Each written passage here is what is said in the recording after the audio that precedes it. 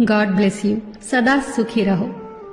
ये जो प्रणाम के उत्तर में हमारे मुंह से निकलते हैं ना, ये कोई साधारण शब्द नहीं है। ये दुनिया के सबसे कीमती शब्द हैं। आजकल हम इन बातों को महत्व देना बंद करते जा रहे हैं, पर यकीन मानिए, जो प्रणाम के जवाब के रूप में आशीर्वाद हमें मिलता है या हम किसी को देते हैं, वो 100% चमत्कारिक शब्द होते हैं, बेशकीमती शब्द होते हैं। एक बहुत प्यारी कथा कहने जा रही हूँ।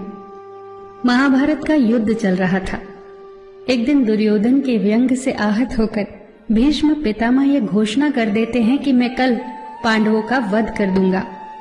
इस घोषणा का पता जैसे ही पांडवों को चलता है तो उनके शिविर में बेचैनी बढ़ जाती है। सभी को भीष्म पितामह की क्षमताओं के बारे में पता था, इसीलिए सभी अनिष्ट की आशंका से परेशान हो जाते हैं। तभी श्री कृष्ण द्रौपदी से कहते हैं, तुम अभी मेरे साथ चलो। श्री कृष्ण द्रौपदी को लेकर सीधे पितामह भीष्म के शिविर में पहुंच जाते हैं। श्री कृष्ण स्वयं तो शिविर के बाहर खड़े हो जाते हैं, पर वो द्रौपदी से कहते हैं कि अंदर जाकर पितामह भीष्म को प्रणाम करो। जैसे ही द्रौपदी ने शिविर के भीतर जाकर पितामह भीष्म को प्रणाम किया तो पितामह भीष्म के मुख से द्रौपदी के लिए ये आशीर्वाद निकला, अखंड सौभाग्यवती भव। जैसे ही ये आशीर्वाद उनके मुख से निकला, उसी क्षण उन्हें स्मरण हो आया कि आज ही तो उन्होंने पांडवों के वध की घोषणा की थी और स्वयं ही उन्होंने द्रौपदी को अखंड सौभाग्यवती रहने का आशीर्वाद दे दिया।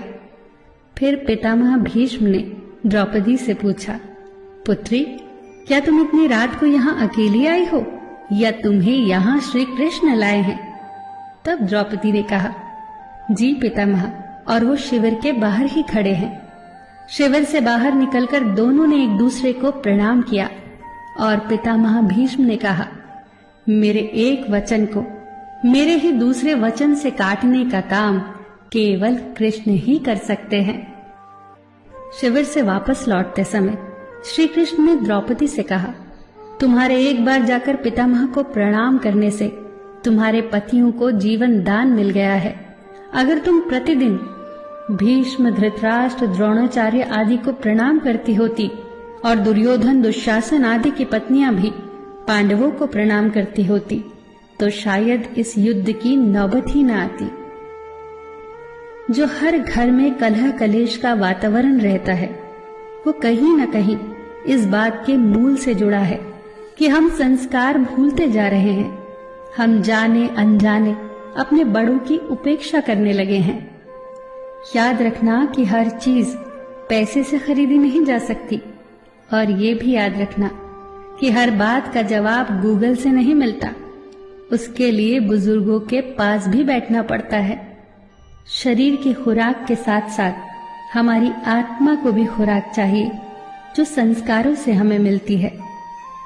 हम भूलते जा रहे हैं आशीर्वाद के महत्व को।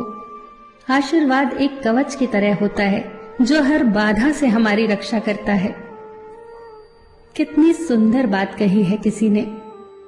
प्रणाम अनुशासन है, प्रणाम शीतलता है, प्रणाम आदर सिखाता है, प्रणाम से सुविचार आते हैं, प्रणाम झुकना सिखाता है, प्रणाम क्रोध मिटाता है, प्रणाम आंसू धो देता है, प्रणाम अहंकार मिटाता है, प्रणाम हमारी संस्कृति है।